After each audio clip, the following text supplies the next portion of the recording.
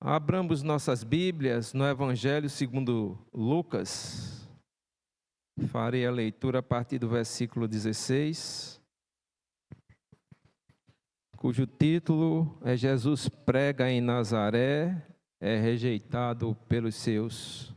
Evangelho segundo Lucas, capítulo 4, a partir do versículo 16. Assim diz a palavra do Senhor.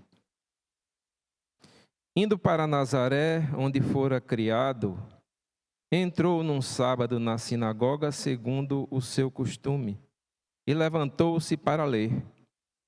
Então lhe deram o livro do profeta Isaías, e abrindo o livro, achou o lugar onde estava escrito: O Espírito do Senhor está sobre mim, pelo que me ungiu para evangelizar os pobres. Enviou-me para proclamar libertação aos cativos e restauração da vista aos cegos, para pôr em liberdade os oprimidos e apregoar o ano aceitável do Senhor. Tendo fechado o livro, devolveu-o ao assistente e sentou-se, e todos na sinagoga tinham os olhos fitos nele. Então passou Jesus a dizer-lhes: Hoje se cumpriu a escritura que acabais de ouvir. Que o Senhor use meus lábios para falar ao seu coração. Eu espero em Deus que essa palavra ocupe verdadeiramente os vossos corações.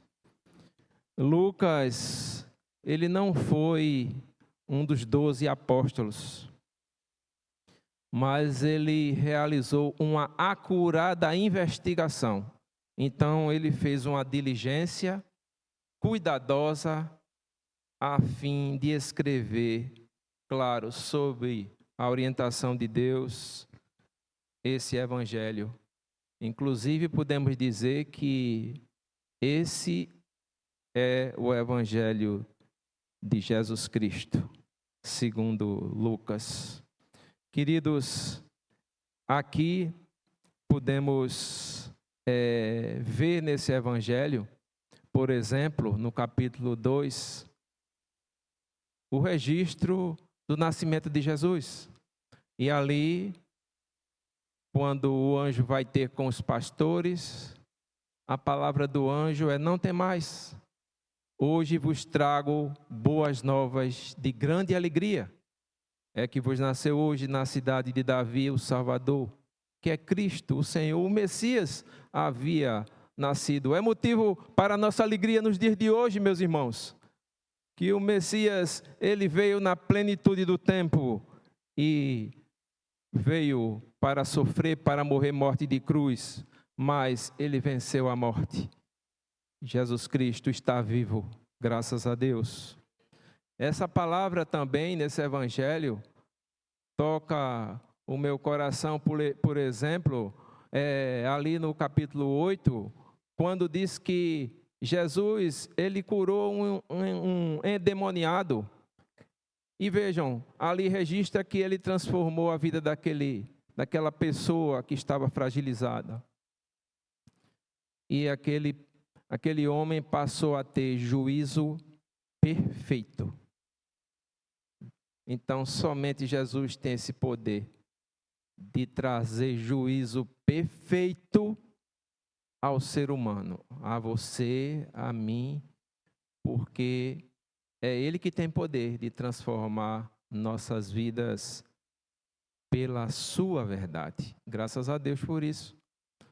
Mas também nesse evangelho menciona ali, por exemplo, já no final, ele começa falando de boas novas de grande alegria, e o mundo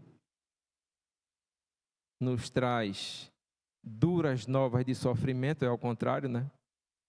Mas também ali no final, ele vai dizer, vai registrar que importava que ele viesse e a sua vida estava e está registrada no Pentateuco, na lei, nos profetas e nos salmos.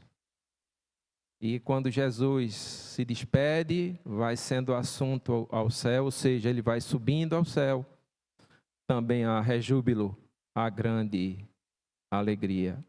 Eu não sei se você está triste nessa manhã, mas Jesus é que nos traz alegria. A tristeza está derrotada porque Jesus vive. E nós devemos nos alegrar, celebrar com esta palavra. Mas também podemos dizer, nessa parte introdutória, que os demais sinóticos também mencionam sobre essa passagem. Marcos, no capítulo 6, dos versículos 1 a 6, vai falar sobre essa condição de Jesus estando ali na sinagoga, mas também Mateus vai falar no capítulo 13, a partir dos versículos 53 até o 58. O que me chama a atenção, meus queridos, é a forma realmente detalhada como Lucas escreve essa palavra. Mas precisamos entender que os sinóticos, eles se completam. Podemos observar, quando lemos Mateus e Marcos, que a mensagem de Cristo é escândalo para o mundo daquele tempo. Escândalo, meus irmãos, é ofensa, é armadilha, é pedra de tropeço. É isso que significa escândalo. Mas também é para os nossos dias, viu? Para os nossos dias, Jesus Cristo e a sua palavra é escândalo, é ofensa. Porque no mundo ainda impera o engodo, a mentira, conceitos humanos que não levam a lugar nenhum. Nós precisamos estar apegados à verdade, meus irmãos. Antes de começar, tivemos a EBD aqui e a irmã Cibele fez uma pergunta sobre o casamento. A palavra ali de Lucas, em um dos seus capítulos, diz que devemos renunciar a tudo que temos, irmã Cibele e a todos nós. Mas devemos aborrecer a nossos pais. Devemos aborrecer a mulher. Devemos aborrecer os filhos e filhas. E a nossa própria vontade. Por amor a Cristo. É um contrariar diferente. É por isso que amamos as pessoas. É por isso que perdoamos. É por isso que buscamos a reconciliação. A reconciliação que está em Jesus. A reconciliação que veio do céu e nos alcançou. Por isso que entendemos a palavra. Por isso que os princípios do casamento, eles são diferentes. Os princípios que norteiam a igreja, e eu creio essa igreja, são diferentes daqueles que proclamam o mundo. Porque na base de tudo isso está a palavra de Jesus Cristo. Certa vez perguntaram ao próprio Jesus qual era o maior mandamento. Notem, ele não disse que era amar a Deus sobre todas as coisas. Ele disse que é amar de todo o coração, de toda a alma, de toda a força e de todo entendimento. Quanto mais lemos a palavra, quanto mais aprendemos, quanto mais meditamos, temos mais comunhão com Deus. E assim, quando amamos mais a Deus, nos aproximamos cada vez mais da sua verdade. Vivemos mais em sua presença. Examinamos com avidez a sua palavra. E buscamos cada vez mais obedecê-lo. Queridos, Jesus Cristo aqui, ele retorna à sua terra natal. Inclusive, é bom lembrar que o tema escolhido para esta manhã é a missão do amor que cura e liberta. É justamente a missão do Salvador Jesus Cristo. Esse amor que Ele escolheu nos amar, Ele nos traz cura e liberta. Você quer dar algum conselho a alguém? Fale desse amor. Porque esse amor, ele cura e liberta. E não é tão difícil encontrarmos pessoas precisando de conselhos nesse mundo. Nós precisamos, todos nós precisamos de uma palavra de esperança. Precisamos estar sempre alimentando nossa alma com a verdade de Jesus Cristo. Mas eu queria lhes dizer, em primeiro lugar, que esse amor que cura e liberta inclui justamente o que Jesus Cristo nos traz aqui. A unção do Messias com o Espírito de Deus, o Espírito Santo. Jesus Cristo, ele foi revestido pelo Espírito Santo para cumprir a sua missão. Note que tudo de Deus tem uma ordem. Tudo de Deus, as coisas de Deus são organizadas, são bem ordenadas. E nenhuma palavra de Deus, nenhuma promessa, inclusive, é jogada no chão. Todas as promessas de Deus se cumprem. Porque Deus não é o homem para que minta, nem filho do homem para que se arrependa. A palavra de Deus, ela se cumpre.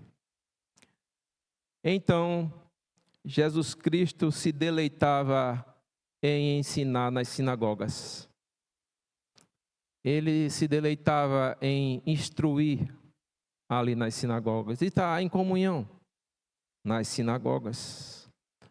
E, inclusive, é bom que os irmãos saibam que as sinagogas, elas surgiram quando do cativeiro babilônico.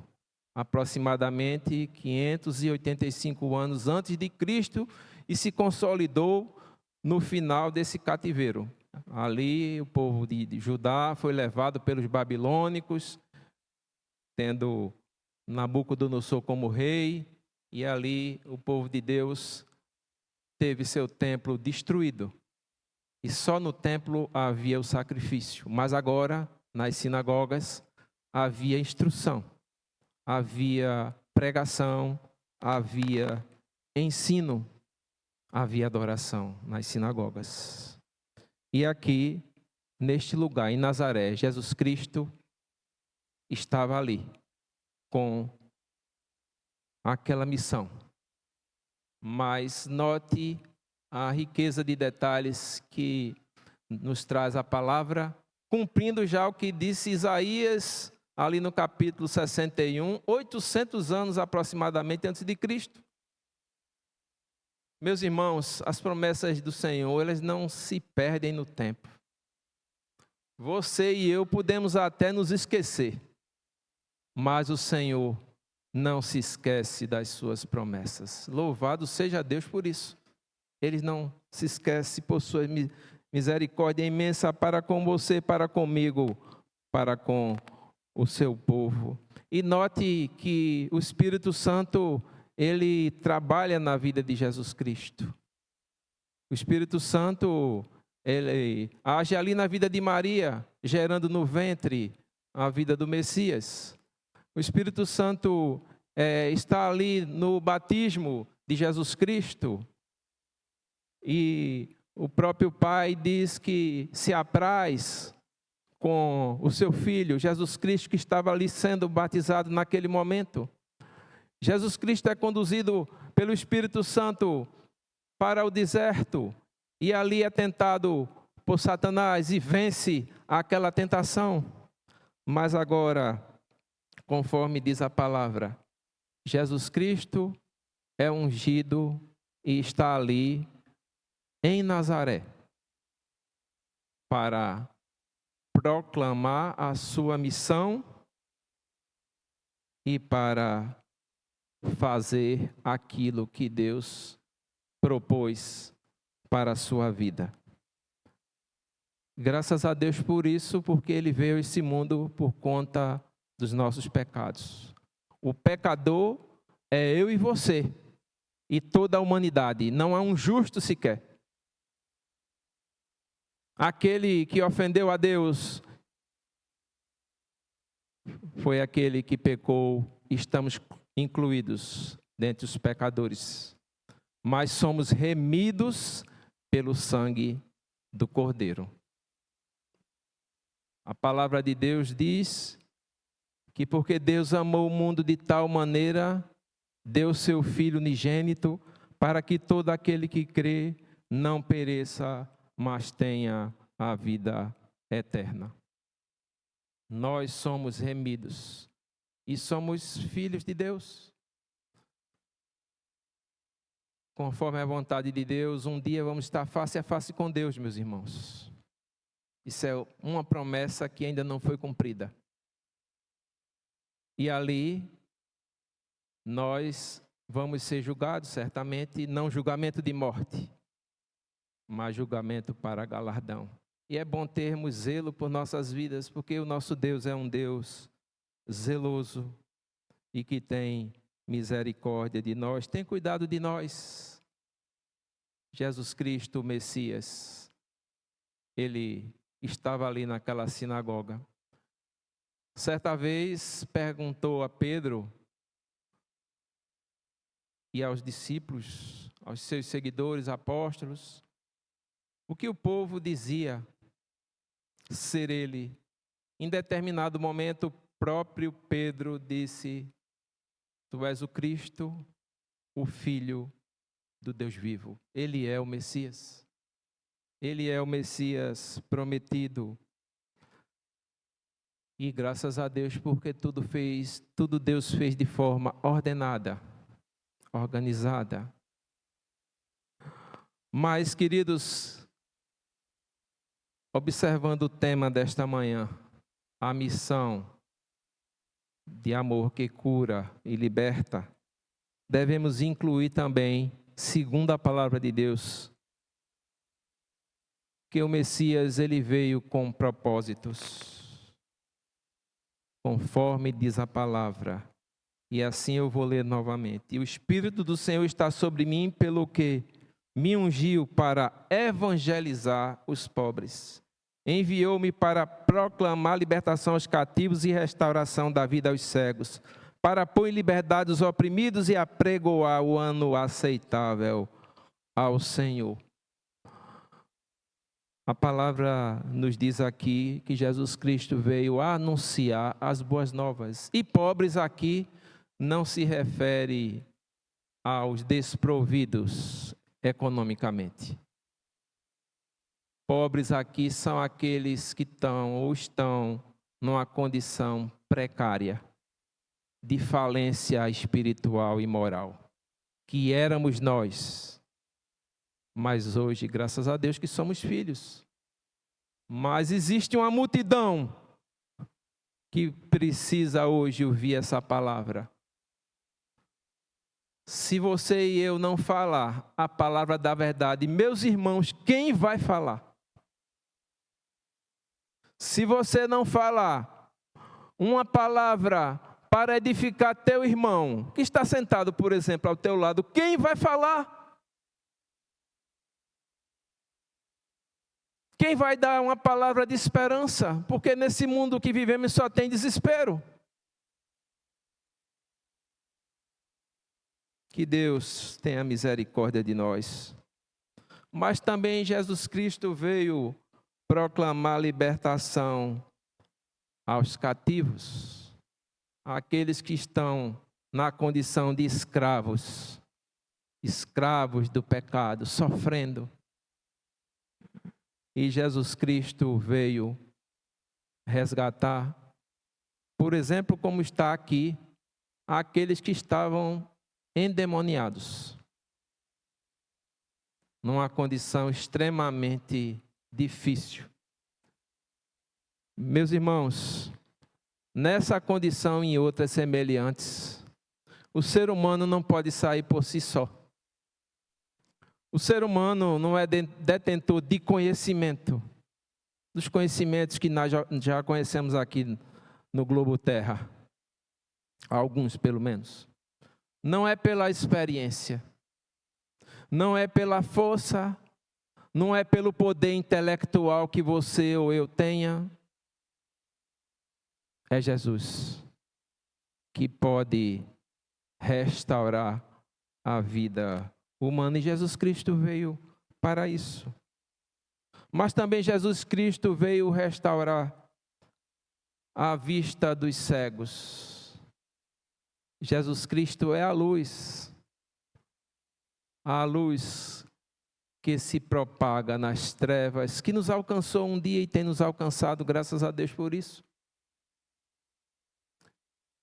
E eu, quando escuto falar em luz, em cegueira, eu me lembro do Bartimeu, cego Bartimeu, filho de Timeu. Mesmo não vendo com olhos físicos, ele já enxergava com os olhos espirituais que Jesus Cristo estava ali, o filho de Davi.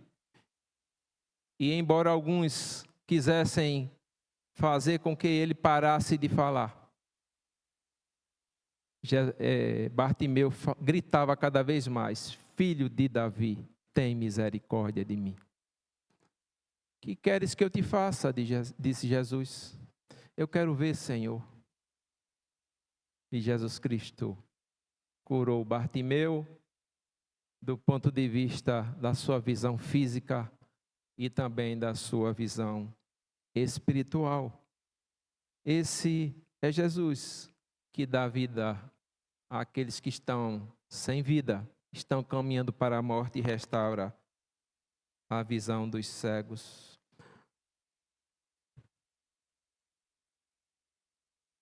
Aquele que habita neste mundo, o inimigo de nossas almas, ele faz ao contrário, ele cega. Ele cega o entendimento. Jesus Cristo concede visão e entendimento verdadeiros. Mas Jesus também veio para pôr em liberdade os oprimidos. E ainda hoje existe muita opressão, meus irmãos. Muito sofrimento, muita dor, muito clamor. Mas Jesus Cristo veio também curar aqueles que estão debaixo da opressão. Mas também Jesus Cristo veio apregoar o ano aceitável ao Senhor. Se no passado, segundo a lei, existia a lei do jubileu, que era um tempo onde eram perdoadas dívidas, as terras eram devolvidas, chegou aquele tempo onde os pecados eram perdoados por Jesus Cristo, nosso Salvador.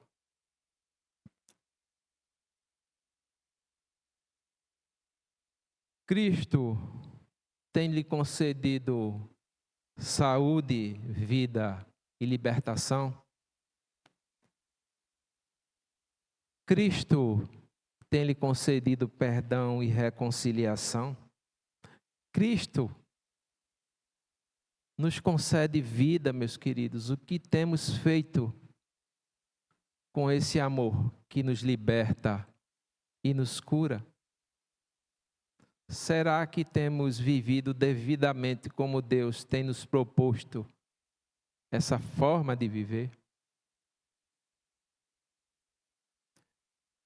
Que Deus nos ajude a caminhar segundo a sua vontade, que tem 3 características: é boa, é perfeita e é agradável. Mas por último, a missão do amor de Jesus Cristo, que cura e liberta, também inclui as suas promessas. Tendo fechado o livro, devolveu ao assistente e sentou-se. Todos na sinagoga tinham os olhos fitos nele. Então passou Jesus a dizer-lhes: hoje se cumpriu a escritura que acabais de ouvir.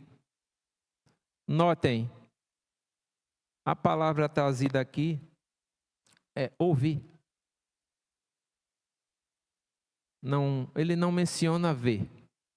Nesse momento, ele está mostrando o Antigo Testamento, o livro, os escritos do profeta Isaías, e está dizendo que a palavra está se cumprindo naquele momento. E eles ouviram, porque Jesus, obedecendo ao rito ali na sinagoga, ficou de pé, abriu o livro, leu, fechou o livro, entregou o livro, assentou-se e começou a discorrer. As pessoas se maravilhavam com Jesus. As pessoas certamente se alegravam com Jesus. Mas vamos ver no decorrer desse capítulo 4 que Jesus diz, mostra a eles quem é o médico ou quem é aquele profeta que vai ser honrado na sua terra. Jesus Cristo haveria de ser perseguido na sua própria terra, Nazaré. E ele fala da viúva de Sarepta, que foi ali assistida no tempo de Elias, não sendo da nação judia. Ele também vai falar de Naamã, outro gentil. Dentre tantos que estavam ali com lepra, Deus escolheu Naamã, um gentil. Meus irmãos, Deus abençoa a todos. Jesus Cristo veio para todos e devemos proclamar essa palavra para todos. Mas essa palavra, ela realmente escandalizou aquele povo. E perseguiram, tentaram matar Jesus. E Jesus saiu daquele lugar. Imagino, ou nós talvez não tenhamos condições de imaginar o sofrimento de Jesus por ver os seus próprios irmãos querendo matá-lo porque ele estava falando a verdade. Mas nesse mesmo capítulo, seria bom os irmãos lerem depois, esse capítulo 4 do Evangelho segundo Lucas. Ele vai para um lugar chamado Cafarnaum. Em Cafarnaum ele é bem recebido. Em Cafarnaum, multidões se aproximam de Jesus. Jesus cura a muitos. O grande detalhe, meus queridos, meus amados irmãos, é que a cura de Jesus não é uma cura em massa. Ele tocava de um por um. Esse é Jesus, que cuidou e curou e amou de um por um. Assim como cuida de um por um que está aqui nesta manhã. Creia nisso, meus queridos, porque essa palavra, essa promessa, é uma promessa que nos alegra. É uma promessa que nos dá alegria. É uma promessa que nos dá segurança e a certeza que o Senhor cumpriu aquilo que Ele já determinou e irá cumprir as promessas que ainda não se cumpriram. Que em nós não esteja esse espírito de incredulidade, que foi isso que aconteceu e é registrado. Não é esse o filho do carpinteiro? Não é esse o carpinteiro, como diz na tradução de Marcos? Não é esse aquele que morou aqui, que viveu aqui entre nós? É Jesus, o Messias. E isso muda toda a nossa vida. E tem mudado. Por isso que estamos aqui hoje. Que sejamos crentes mais fiéis, meus irmãos. Que sejamos crentes mais amorosos. Que sejamos crentes que examinam com avidez a palavra. Porque se os nossos conceitos estiverem semelhantes àqueles que estão no mundo, o que será de nós? Que Deus nos ajude.